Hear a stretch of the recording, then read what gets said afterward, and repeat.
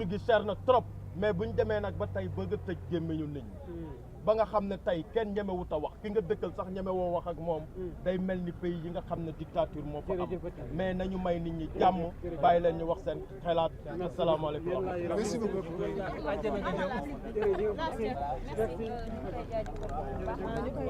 bu baax a baax donc mu nekk fi nga xamante ne rek xaaral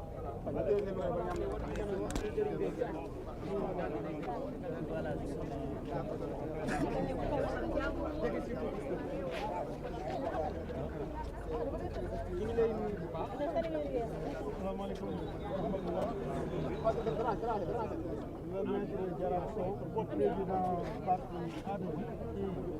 donc ñu koy wax alliance démocratique pour une Afrique émergente Gawnen donc de juriste consultant ñu teew tey fii nag pour soutenir notre frère Badara Gadiaga waaye surtout pour soutenir la République du Sénégal soutenir aussi suñu bopp en tant que Sénégalais ndax nag lii raam ci ñag bi la jëm man j'ai été le premier à faire une réaction bi premier ministre Ousmane Sonko defee son live pour s'attaquer aux magistrats je lui ai dit que monsieur le premier ministre da ngaa juum ça ce n'est pas ton rôle parce que mënoo nekk un membre de la République et t'attaquer à des institutions de la République ma ne ko monsieur le premier ministre amoo droit di discréditer une décision de justice parce que c'est interdit par la loi te tey bu ngeen xoolee li fi xew nii yëpp dara waralu ko lu dul live bu premier ministre bi moo indi coow lii yëpp te nag kuy wax dëgg tey wax dëgg te yàlla rek tax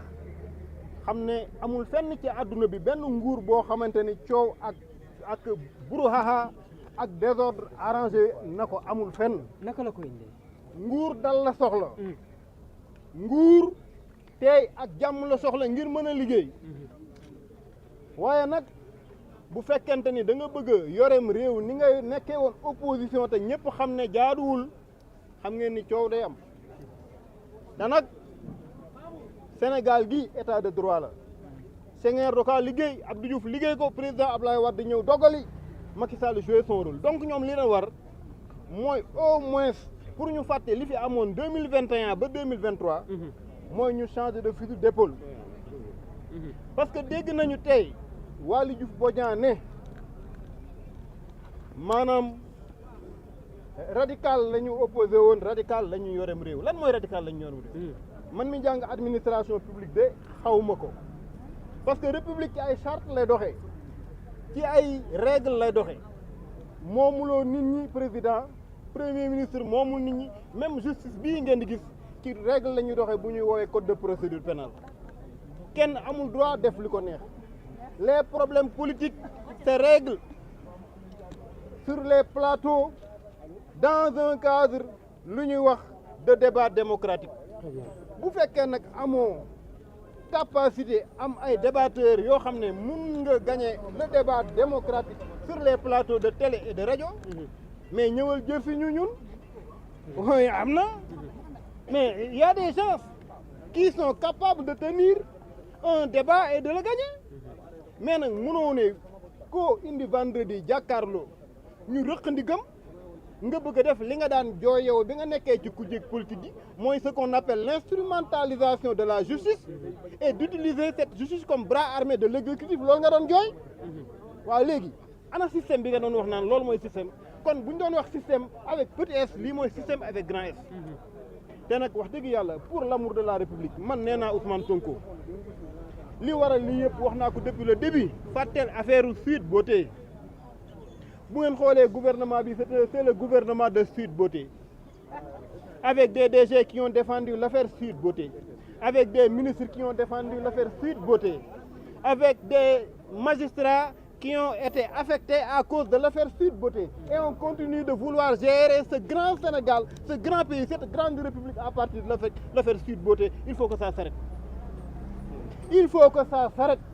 Il faut que le président Ousmane Sonko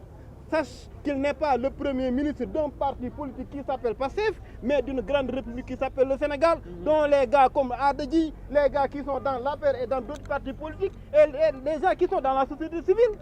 les religieux, ñoom ñëpp ay Sénégalais lañ ci lañ bokk. nañu bàyyi tey ku ne koŋ-koŋ présidence de la république ñu ne gis nga ma ngay buruxlu ma ngay wut lu mu am non nañu jël Sénégal ñu ubbi xol yi. Le Sénégal est dans des difficultés économiques. Les Sénégalais souffrent. Les Sénégalais pleurent. ñu ngi dàq nit ñi poche yi dara amatu ci. Les gens souffrent. Le chômage est galopant. kon boog à partir de tout ça ñun li ñuy xaar ak fi ñuy woo président Ousmane Sonko mooy plan de redressement économique bii mu wax te ñun ñu dans nos sous-sols mu ne dootuñu ko jël di ko wanteer bitim réew dañ koy jël di ko transformer fii à partir de notre gaz que nous avons bauxite guinéen ak lañ dañ koy rafetlu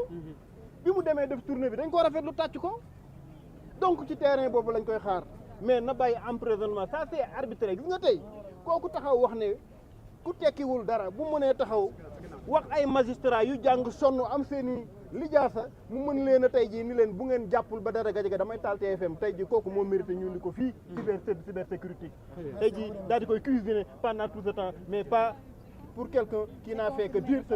ce qu'a dit une décision de juge. Je vous remercie.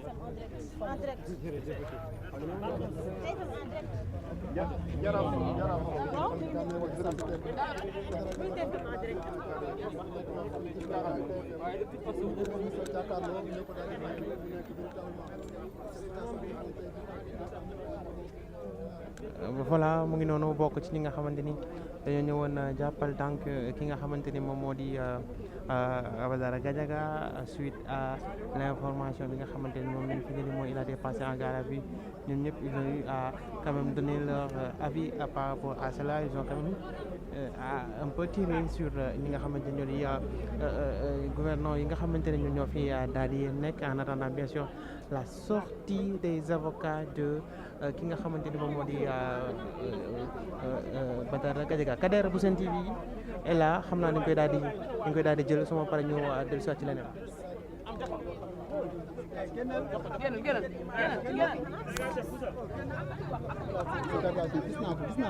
gis naa ko chroniqueur Badara Gadiaga ñu ngi placé en garde à vue laata ñu dem jël intervention bi kon loolu moo nekk l'information principale ñu gis ko am comme source dëgtal ñu kan Badara Gadiaga placé nañ ko en garde à vue amaana suba jëm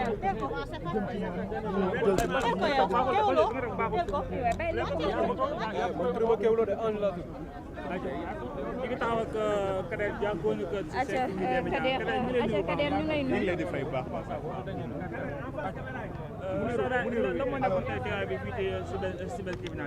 waaw teewaay bi lu ñëpp xam la mooy ñëw apporter suñu soutien à notre frère Badara Gadiaga apporter ko soutien mais aussi taxawu ko tey ñaan yàlla lii yem fi ndax nekkul lu bees bu ngeen seetee ñun léegi boo xoolee suñu lieu de rencontre lieu de retrouvailles